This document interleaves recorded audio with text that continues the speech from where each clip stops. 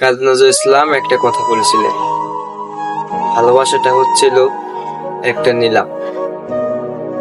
যদি তুমি তাকে ভালোবাসো টাকা দেখে, তাহলে সেটাকে ভালোবাসা বলে না, সেটাকে লোভ বলে।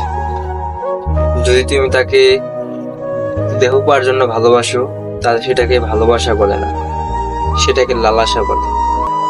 আর যদি তুমি তার সৌন্দর্য দেখে ভালোবাসো, তাহলে সেটাকে ভালোবাসা বলে না, সেটাকে বেছে নেওয়া বলে। তাহলে ভালোবাসা কাকে বলে? ভালোবাসাটা হলো এমন, যাকে তুমি ভালোবাসবে মন দিয়ে, তার দেখার জন্য মনটা সবসময় ছটফট করবে। তার সাথে এক মুহূর্ত কথা বলার জন্য মনটা সবসময় কেঁদে উঠবে। তাকে এক ঝলক দেখার জন্য মনটা সবসময় উজাড় হয়ে থাকবে। একেই ভালোবাসা বলে।